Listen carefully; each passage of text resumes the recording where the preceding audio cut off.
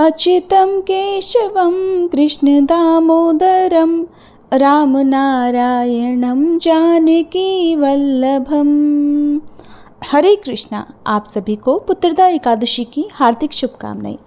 अगर आपने सावन महीने की पुत्रदा एकादशी का व्रत रखा है तो आज की इस वीडियो में आपको बताएंगे कि पुत्रदा एकादशी व्रत का पारणा यानी कि एकादशी का उपवास आपको कब खोलना चाहिए, व्रत खोलते समय किन किन बातों को ध्यान में रखना चाहिए, किन किन चीज़ों का सेवन आप कर सकते हैं, भगवान को किस तरह से भोग लगाया जाता है और दान की सामग्री में किन किन वस्तुओं का दान देना चाहिए।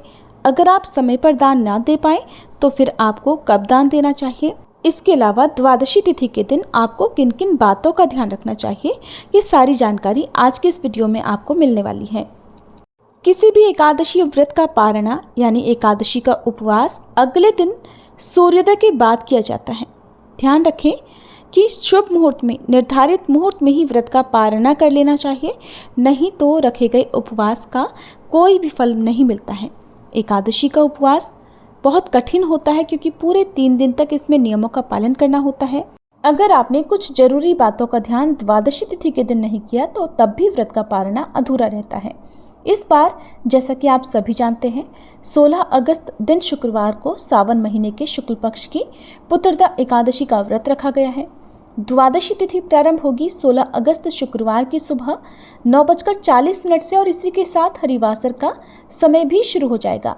17 अगस्त शनिवार को सुबह 8:06 पर द्वादशी तिथि की समाप्ति होगी।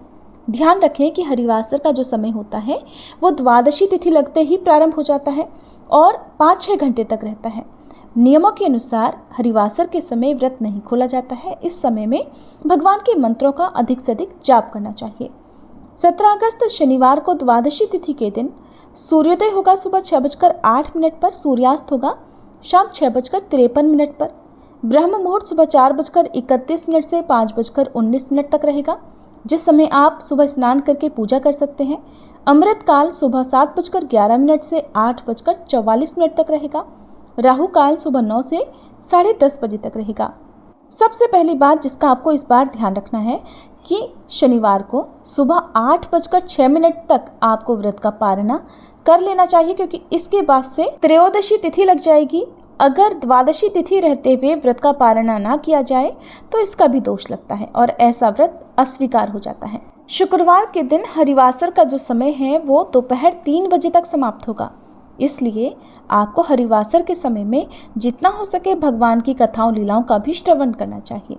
व्रत का पारणा किया जाएगा 17 अगस्त शनिवार को सुबह 6:08 से 8:06 के बीच में।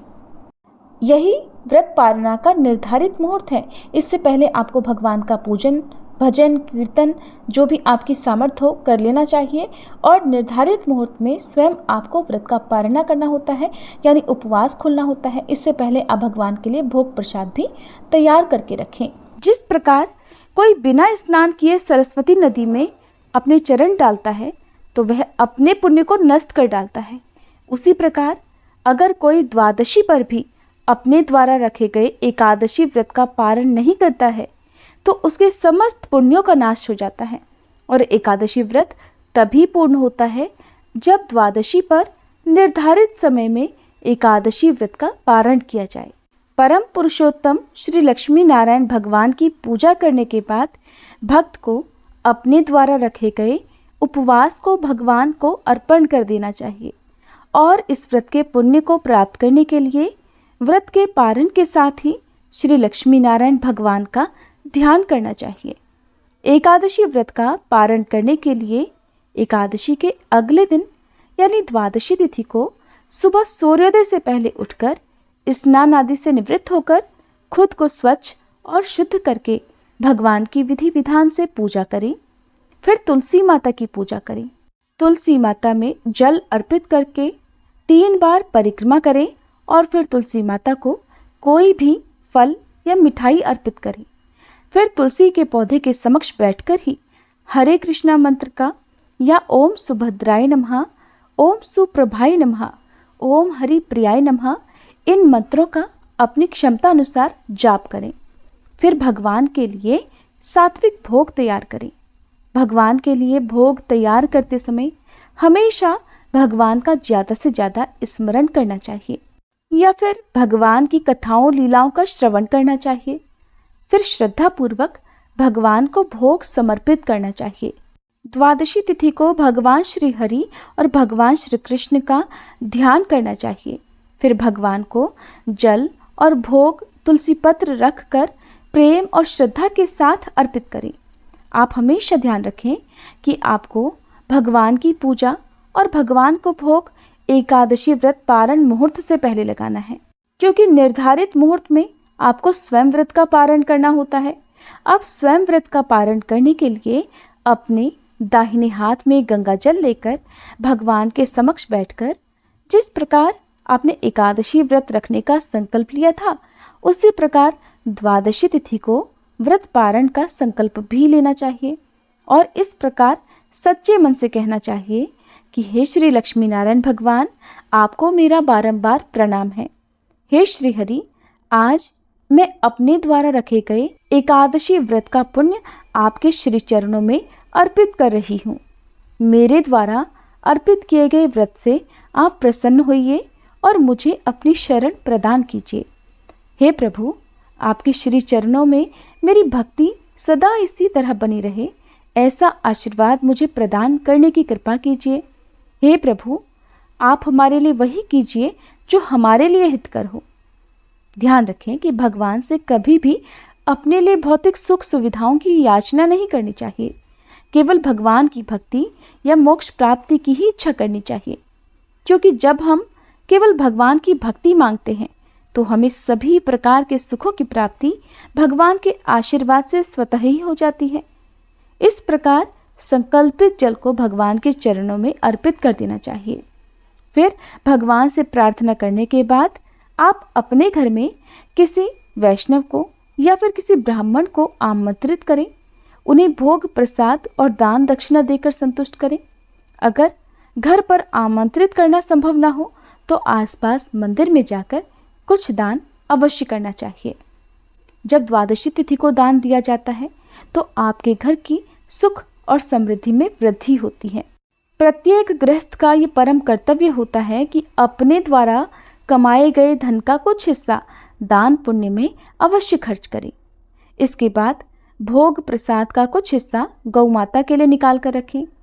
द्वादशी तिथि को भोग प्रसाद ग्रहण करने से व्यक्ति के जन्म जन्मांतर के पापों का समूल नाश हो जाता है। अब स्वयं व्रत का पारण करने से पहले आपको क्या करना है, इस बारे में भी जान लीजिए।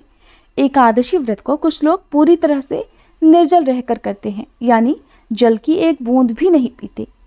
जो लोग ऐसा करते हैं उन्हें द्वादशी तिथि को भगवान के चरणामृत से व्रत का पारण करना चाहिए। और जो लोग एकादशी के दिन केवल जल ग्रहण करते हैं, जल के सिवा कुछ अन्य ग्रहण नहीं करते, उन्हें द्वादशी को पंचामृत, दूध या फल के जूस से व्रत का पारण करना चाहिए। और जो लोग एकादशी के दिन दूध और फल का सेवन करते हैं, यानी कि फलाहार करते हैं, उन्हें व्रत का पारण सात्विक भोजन से करना चाहिए। लेकिन ध्यान रखें कि व्रत का पारण करते समय तुलसी पत्र का सेवन अवश्य करें। व्रत का पारण कभी भी मसालेदार भोजन से नहीं करना चाहिए। पारण के समय केवल सात्विक और हल्का फुल्का भोजन ही ग्रहण करना चाहिए। यदि द्वादशी तिथि को आपका कोई और उपवास ना हो तो द्वादशी तिथि को व्रत का पारण करते समय चावल का सेवन अवश्य करें। इस प्रकार जो भी भक्त श्रद्धा और भक्ति पूर्वक व्रत का पारण करता है, उसके समस्त जन्मों के पाप नष्ट होकर पुण्य फलों का उदय होता है। जो व्यक्ति एकादशी व्रत का पारण निर्धारित समय में यानी शुभ मुहूर्त में नहीं करता, उसके द्वारा रखा गया व्रत अधूरा रहता है।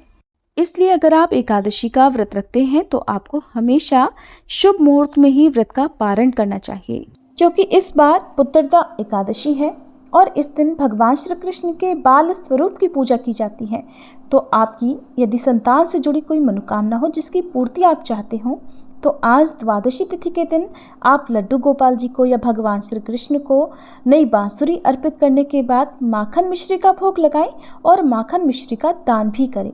ऐसा करने से आपकी मनोकामना भगवान श्री कृष्ण की कृपा से अवश्य पूर्ण होगी। द्वादशी तिथि के दिन तुलसी माता की पूजा भी अवश्य करनी चाहिए। तुलसी माता के पौधे में जल अर्पित करने के बाद धूप दीप जलाएं और तुलसी माता को भी भोग लगाकर परिक्रमा करें। ये थी पुत्रदा एकादशी व्रत पारणा की जानकारी। उम्मीद है आपको पसंद आई होगी।